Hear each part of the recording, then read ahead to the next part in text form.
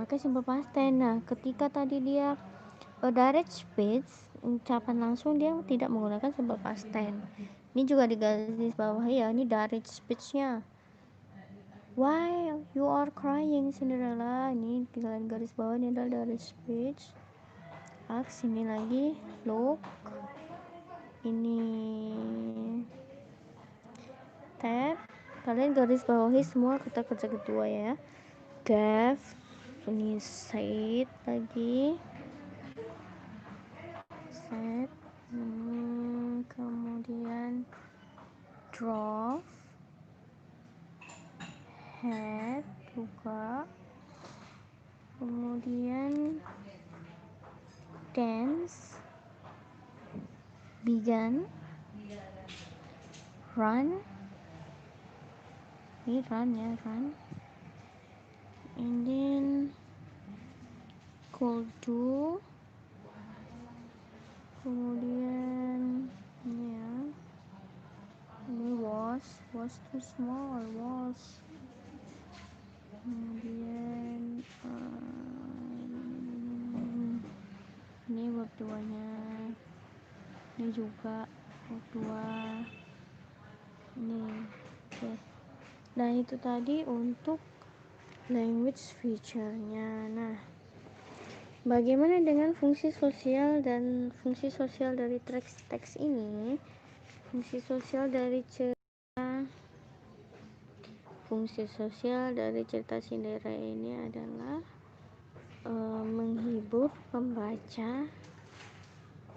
The social function of narrative text Cinderella is to amuse the reader about Cinderella or about fairy tale. Nah, itu untuk jawabannya ya. Untuk jawaban fungsi sosialnya itu apa. Kemudian moral lesson-nya apa? Pesan moralnya apa yang ada dalam cerita ini? Pesan moral yang ada dalam teks Cinderella ini adalah kita tidak boleh sombong ya atas apa yang kita miliki atau tentang kecantikan kita, itu nggak boleh ya. Kita harus berbuat baik kepada siapapun.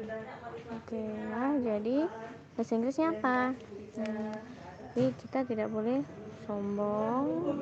Itu kalian tulis ke dalam bahasa Inggris ya. Kita harus berbuat baik kepada orang lain. Atau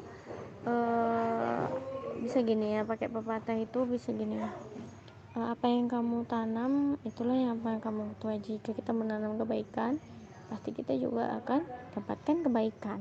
Nah, seperti itu. Silakan kalian cari bahasa Inggrisnya dengan bantuan kamus atau menggunakan Google Translate. Itu untuk moral lesson-nya. Oke, mungkin sampai di situ saja ya mengenai elemen dari struktur teks tersebut ya. Struktur teks Cinderella, struktur teks yang bercerita Cinderella. Jadi tugas kalian itu silahkan tulis ke dalam buku latihan ya, semua ini ya. Tinggal kalian beri tanda seperti ini, kasih tanda seperti ini ya. Gini, tanda ini adalah bagian ini adalah orientation, kemudian ini complication, kemudian ini reorientation, kemudian ini kodanya. Nah, setelah itu kalian tulis setelah kalian tandai seperti itu, di garis bawahi seluruh kata kerja keduanya menunjukkan bahwa itu past tense, kemudian direct speech-nya juga. Setelah itu tulis social function-nya apa, kemudian moral lesson-nya apa. Oke, sampai di situ saja penjelasan Miss. Silahkan jika ada yang bertanya, silahkan klik di komentar ya. Terima kasih. Assalamualaikum.